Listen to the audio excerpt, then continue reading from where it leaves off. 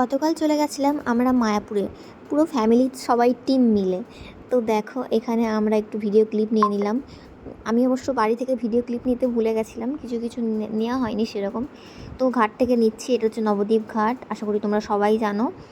আমি সেরকম মানে এই ঘাট দিয়ে কখনোই আসি না, কারণ আমার বাড়ি বেথুয়া।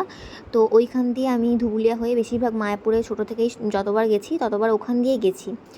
আজকে এই ফার্স্ট আমি মানে এই নবদ্বীপ ঘাট পার হয়ে মায়াপুর যাচ্ছি আর কি। তো দেখো আমরা যখনই গেলাম তখনই আমাদের ওই লঞ্চটা আর পেলাম না, মানে ছেড়ে দিয়েছে। তো আমরা নেক্সট লঞ্চের জন্য ওয়েট করতে করতে দেখে নিলাম ঘাট থেকে কি সুন্দর, মানে সবার কাছে দেখেছি সবাই খুব ছবি টবি আপলোড করতো ফেসবুকে, দেখতাম যে ওই রকম ঘাট থেকে মায়াপুরের ওই যে মন্দিরের যে উঁচু যে ওই যে চূড়াটা বলে না, ওইটাকে হচ্ছে কি দেখতে অনেক সুন্দর লাগে। তো আজকে আমিও দেখে নিলাম। তো দেখো আমার ফোনের ক্যামেরাটা আসলে একটুখানি ডাউন হয়ে গেছে, তো ভালো আসছে না। তো দেখো এইটা হচ্ছে আমাদের মায়াপুরে চলে এসেছি, তারপরে সেরকম আর ক্লিপ নেওয়া হয়নি।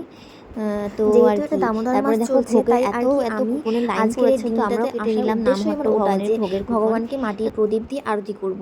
তো সেটা আমি করে নিয়েছিলাম, কিন্তু তোমাদের সাথে সেটা শেয়ার করতে পারিনি, কারণ আসলে ফোন ব্যাগ আগে সব কিছুই জমা দিতে হয়েছিল। তো তোমরা যারা জানো না তাদের উদ্দেশ্যে বলছি, আমাদের এখনও কার্তিক মাস পড়েনি, কিন্তু দামোদর মাস, দামোদরের যেটা ব্রত সেটা তো এই দামোদর মাসে তুমি যদি ভগবানের কাছে এসে, মানে মায়াপুরের এই যে ভগবানের কাছে এসে তুমি যদি মাটির প্রদীপ সঙ্গে ঘি দিয়ে সলতে করে আর কি আরতিটা করতে পারো, তাহলে অনেকটাই পুণ্য লাভ হয়। ধন্যবাদ সবাইকে, বাই।